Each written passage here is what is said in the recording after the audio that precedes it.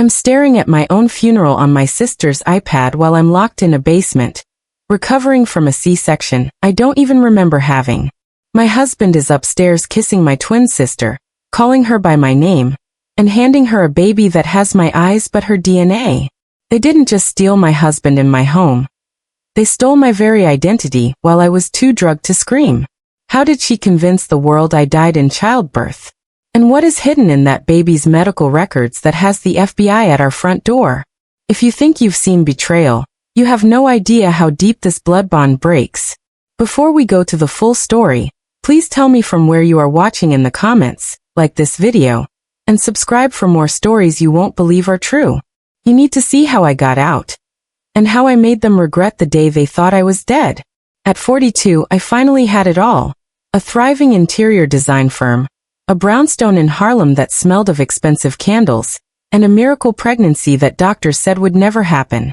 My husband, Marcus, was a man of godlike patience, or so I thought back then, as he rubbed my feet and whispered to my growing belly every single night. Life was a dream until my younger sister, Nia, showed up on my doorstep with 2 suitcases and a story about an abusive ex that made my blood run cold. I didn't hesitate for a second. I opened my doors, my heart, and my bank account to the only blood relative I had left in this world. She was the wild child, the one who always needed saving, while I was the rock of the family, the one who built the empire. I started noticing small things, like how she'd linger in my closet a little too long, or how she started mimicking the specific way I tied my head wraps. One evening, I walked into the kitchen and saw her standing with her back to me, wearing my signature perfume and humming the exact lullaby I had composed for my unborn son. When she turned around, her eyes didn't hold the warmth of a grateful sister. They held a cold, calculating hunger that made the hair on my arms stand up. I laughed it off as pregnancy hormones, a trick of the light, or perhaps just the stress of finishing the Miller account before my 3rd trimester. Marcus told me I was being hypersensitive, and that I should be happy he was getting along so well with my sister during this stressful time. But as I watched them laughing together over a private joke in the garden, I felt a sudden, sharp pain in my abdomen that had nothing to do with the baby. The way she tucked a stray hair behind her ear, exactly the way I do when I'm flirting, sent a chill down my spine that I couldn't ignore. I went to bed early that night, but I couldn't shake the feeling that I was becoming a ghost in my own home. I lay there staring at the ceiling, wondering if the woman downstairs was the same girl I used to share a bedroom with. The shadows on the wall seemed to dance in a rhythmic, mocking pattern as the wind began to howl outside. I tried to pray, but the words felt hollow and heavy in my chest. Tomorrow, I told myself, I would set boundaries and reclaim my space. But as the clock struck midnight, I realized the locks on my bedroom door had been oiled so quietly that I didn't even hear the key turn from the outside. The next morning, the vitamin regimen began. A small blue pill Nia insisted was a prenatal herbal blend from a specialist she'd met in Sedona. I trusted her because I wanted to believe she had changed, that she was finally the sister I deserved after years of her reckless behavior. My head began to feel heavy, a persistent fog rolling over my thoughts until I could barely remember the names of my most important clients at the firm. I'd wake up at 2 p.m. to find Nia sitting at my mahogany desk, answering my business emails and speaking into my phone with a voice that sounded eerily like my own. When I tried to protest, she'd press a cool cloth to my forehead and tell me I had pregnancy brain, a phrase that started to feel like a cage. Marcus became a distant figure, a man I only saw in the blurred edges of my vision as he brought Nia flowers to thank her for stepping up, while I was struggling. I watched through the haze as she began to wear my clothes, not just the robes, but my custom-tailored suits and my grandmother's vintage gold locket. She was absorbing my identity, layer by layer, while I withered away in a room that began to smell of antiseptic and stale air. One afternoon, I managed to crawl to the vanity and saw a stranger in the mirror. My skin was sallow, my eyes sunken, and my once vibrant spirit was flickering like a dying candle. I heard Marcus laughing downstairs, a sound that used to be my sanctuary, but now felt like a serrated blade across my heart. I reached for my phone to call my doctor, but the nightstand was empty, and the landline cord had been neatly severed with a pair of sewing shears. Panic finally pierced through the drug-induced lethargy, But as I turned to the door, Nia was standing there, silhouetted by the hallway light. She wasn't smiling anymore. She looked at me with a terrifying, clinical detachment as she held a fresh glass of water and that tiny blue pill. "It's time for your medicine, Lena," she whispered, her voice a perfect mimicry of my own.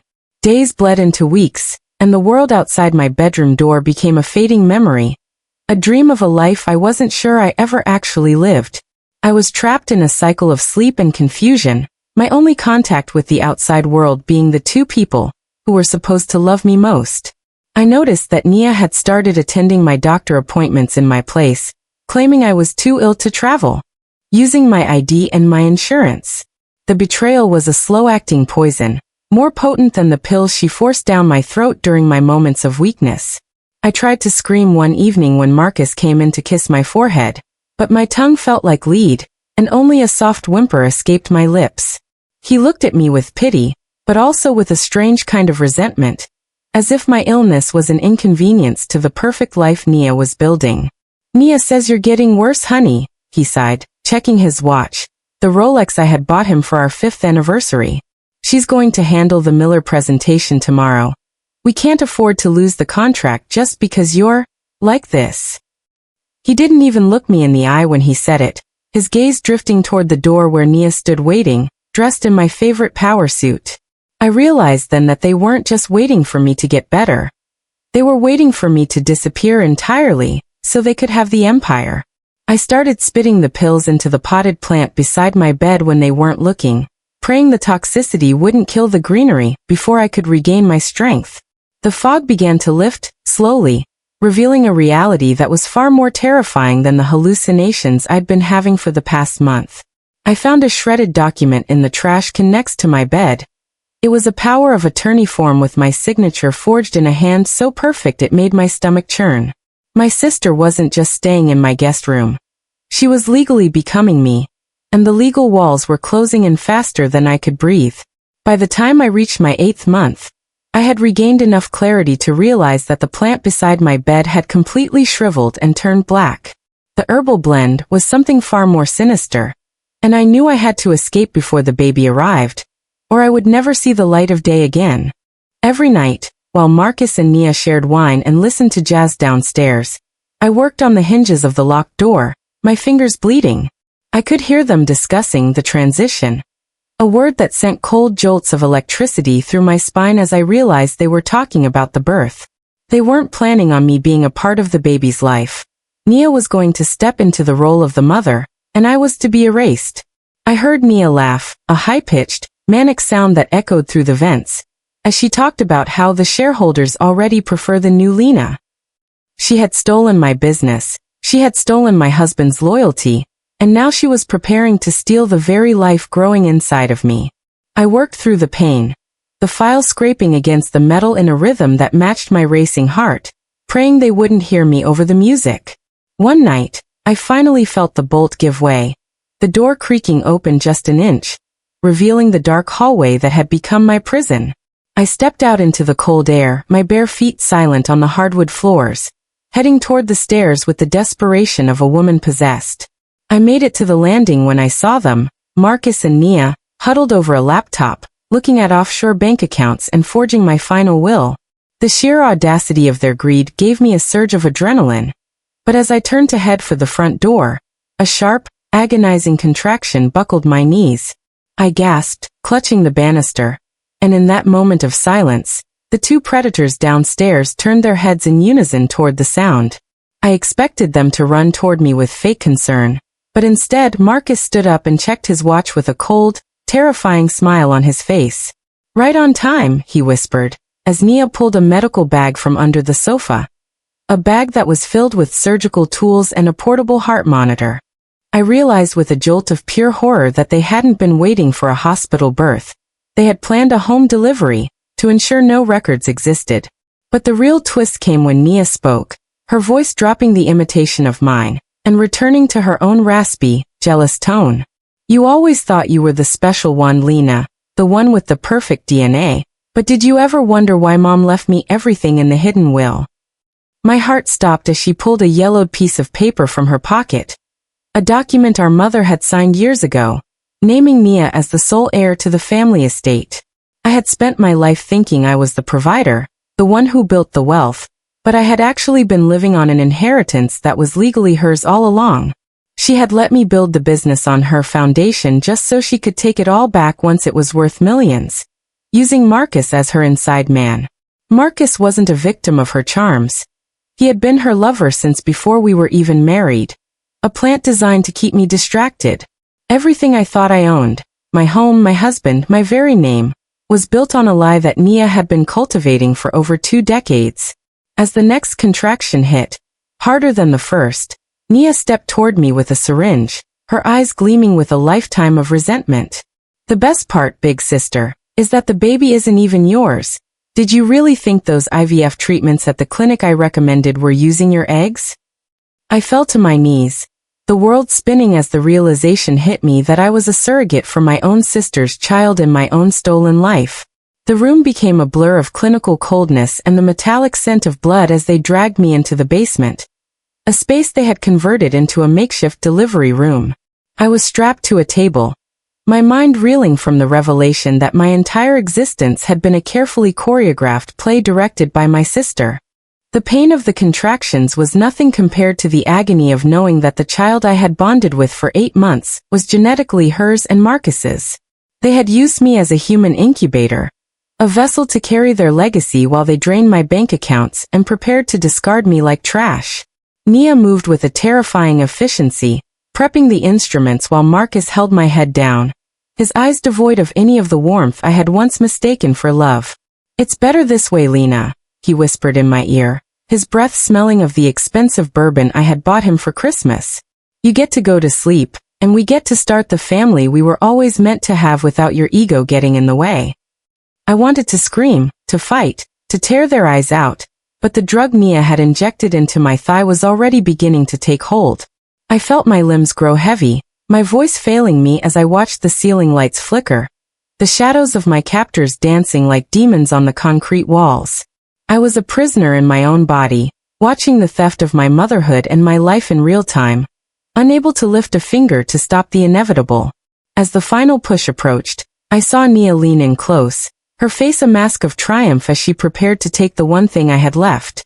The last thing I saw before the darkness took me was the glint of a scalpel and the cold, dead look in my husband's eyes. I woke up in a haze of pain, my abdomen screaming with the fresh trauma of a C-section, the silence of the basement pressing down on me like a tomb. I was alone, the table I was strapped to now covered in dried blood, the medical equipment gone, leaving only the cold hum of the water heater. I struggled against the restraints, my muscles weak and atrophied, but the fire of a mother's rage was beginning to burn through the remains of the sedative. I didn't care whose eggs had been used. That baby had grown under my heart, fed off my blood, and heard my voice every single day. I managed to slip one hand free, the skin tearing against the rough plastic, but I didn't feel the pain. I only felt the singular need to find my child. I collapsed onto the floor, my legs buckling as I tried to stand, crawling toward the stairs with a primal desperation that ignored the agony in my core. I could hear the faint sound of a baby crying upstairs, a thin, wailing sound that acted as a beacon, drawing me toward the light. Every inch was a battle, my fingernails digging into the wood of the steps as I dragged my broken body upward, step by agonizing step. I reached the kitchen door and peered through the crack, seeing Nia sitting in my chair, nursing the baby with a look of smug satisfaction. Marcus was standing behind her, his hands on her shoulders, the two of them looking like the perfect portrait of a happy, wealthy family. They were already discussing the accident they would report. How Lena had tragically passed away during a home birth gone wrong due to her unstable mental state. I realized then that I wasn't just fighting for my life. I was fighting to prevent my child from being raised by 2 monsters who saw him as a trophy. I retreated into the shadows of the pantry as I heard Marcus heading toward the basement to check on the body and finalize their grisly plan. I knew I only had seconds before he realized I was gone, and the hunt would begin in earnest within the walls of my own home. I found a heavy cast-iron skillet on the bottom shelf, my fingers closing around the handle with a strength I didn't know I still possessed. When Marcus opened the basement door, I stepped out from behind the shelving, swinging the metal with every ounce of my betrayal-fueled fury. The sound of the impact was sickeningly solid, and he went down without a sound, his body tumbling back down the stairs he had dragged me across. I didn't stop to see if he was breathing. I turned my attention to the kitchen, where Nia was now standing, alerted by the noise. She saw me, her eyes widening in a mixture of shock and predatory instinct, her hand reaching for the steak knife on the counter. We stood there, two sisters, one a thief and one a ghost, separated by a kitchen island and a lifetime of unspoken resentment. The baby was in the bassinet in the corner, his cries growing louder, as if he sensed the violent tension radiating through the room. "You should have stayed in the dark, Lena," Nia hissed, her voice trembling with the realization that her perfect plan was beginning to unravel. "No one will believe you. You're a drug addict, a mental case, a woman who tried to steal my child."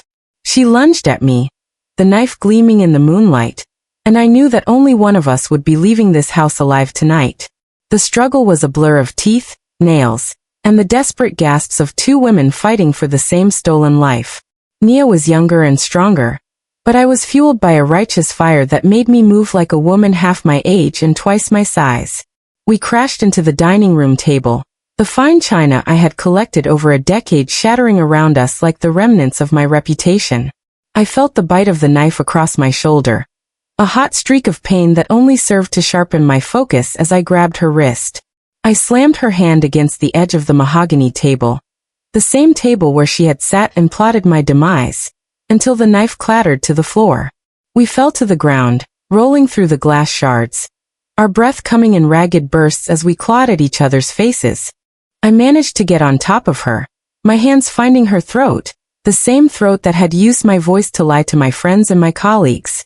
"Give me back my life," I screamed, the sound echoing through the empty halls of the brownstone, a primal roar that seemed to shake the very foundations.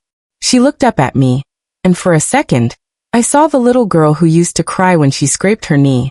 But that image was quickly replaced by a sneer of pure malice.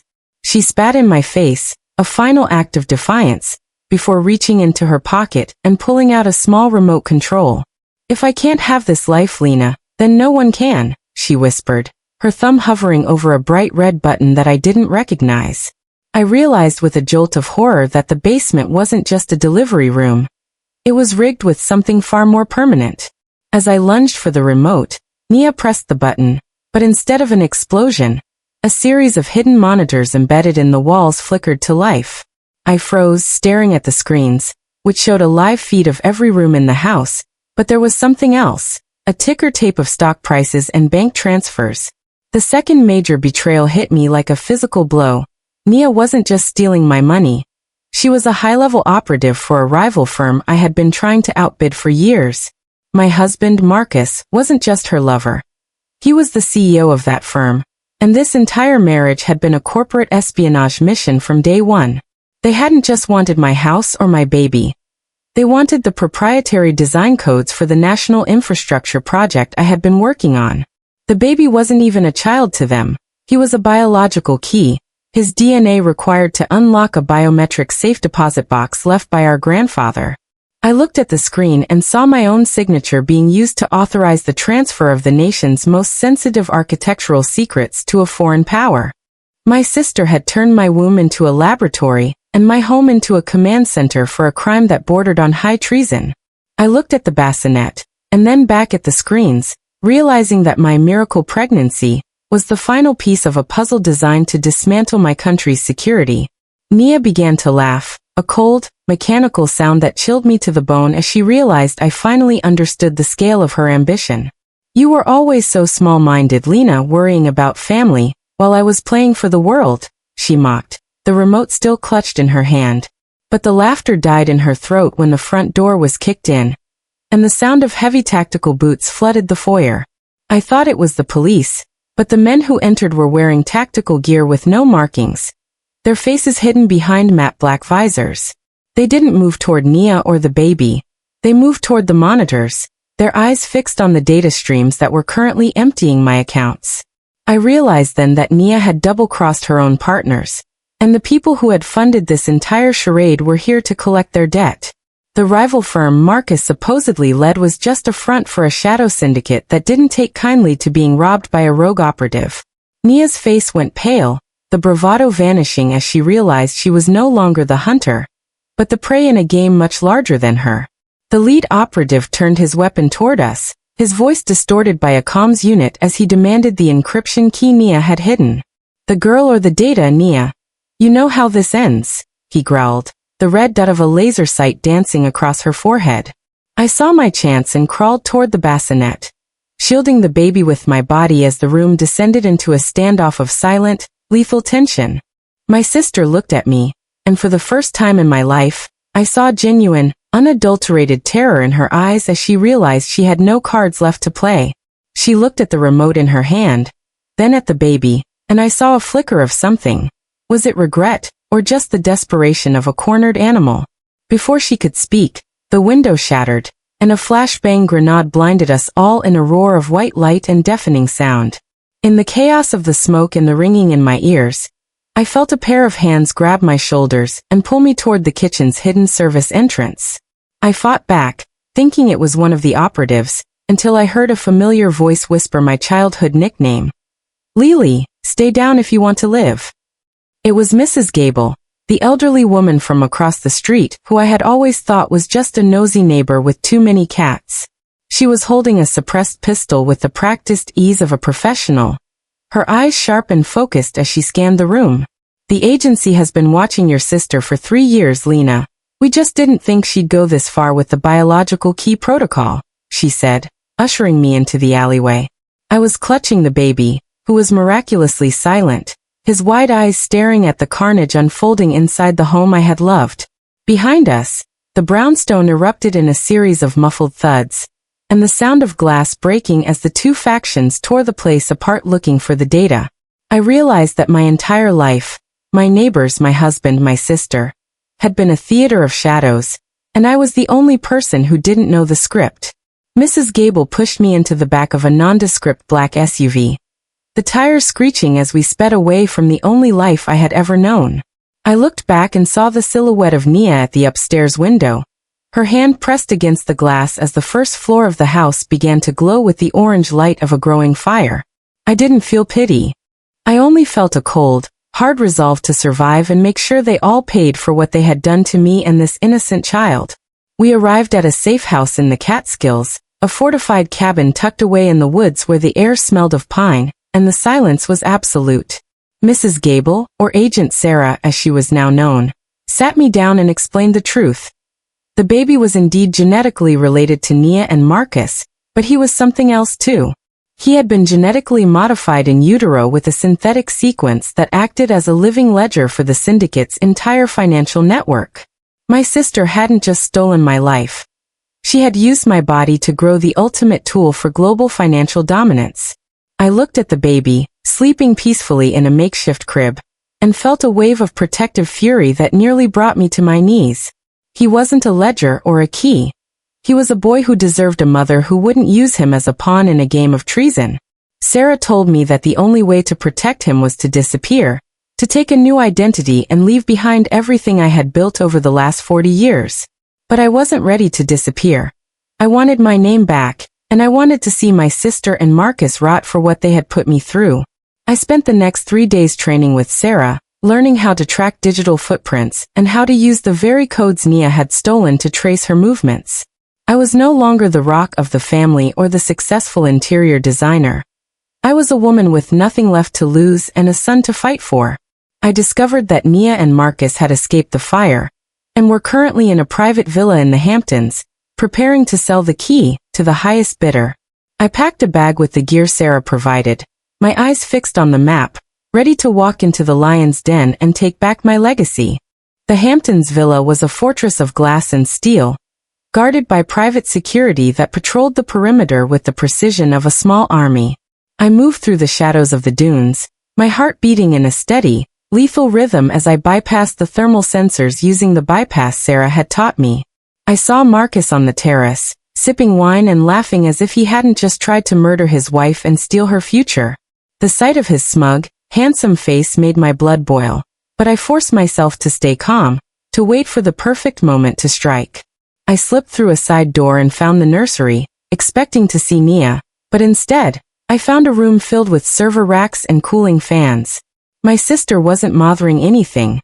She was uploading the final sequence from a remote sensor she must have placed on the baby before I escaped. I realized with a heart-stopping jolt that the baby didn't need to be there for them to win. They just needed the biometric data they had already harvested. I moved toward the main terminal, my fingers flying over the keys as I began to upload the virus Sarah had given me. A scorched earth program that would erase every penny they had stolen. I heard a floorboard creak behind me, and turned just in time to see Marcus standing in the doorway. A look of amused disbelief on his face. "You really are the Rock, aren't you, Lena? You just don't know when to break," he sneered, raising a silenced pistol toward my chest. I didn't flinch. I just looked him in the eye and pressed the enter key, watching as the screens turned a bright, violent red. The sirens began to wail, not from the police, but from the internal security system as the virus began to dismantle the syndicate's firewall from the inside out. Marcus fired, the bullet grazing my ear as I dove behind the server rack, pulling a small EMP device from my belt and slamming it onto the floor. The lights died instantly, plunging the villa into a terrifying darkness, illuminated only by the moonlight reflecting off the ocean outside. I heard Marcus cursing in the dark, his footsteps heavy and panicked as he realized he was trapped in a house that was now a digital tomb. I slipped past him, moving toward the master suite where I knew Nia would be hiding the physical backups of the encryption keys. I found her in the middle of the room, clutching a silver briefcase, her face illuminated by the glow of a backup generator. She looked at me, her eyes wild and bloodshot, and I realized she had finally lost her mind to the greed that had fueled her for so long. "You think you won, Lena? You think you can just go back to your perfect life?" she screamed, throwing the briefcase toward the open balcony. "The baby isn't just a key, he's a timer, and you just started the countdown by shutting down the servers." My heart plummeted as she revealed the final, devastating secret. The genetic modification in the baby was unstable, and without the server's constant calibration, his heart would stop in less than an hour. I stood there, frozen between the desire to kill the woman who had ruined me, and the need to save the child who was currently miles away at the safe house. Nia laughed one last time before leaping from the balcony into the dark surf below, leaving me with a choice that would define the rest of my life. I grabbed the briefcase and ran for the door, but as I reached the driveway, I saw a familiar black SUV waiting for me, with Marcus behind the wheel and a strange woman in the back seat holding my baby.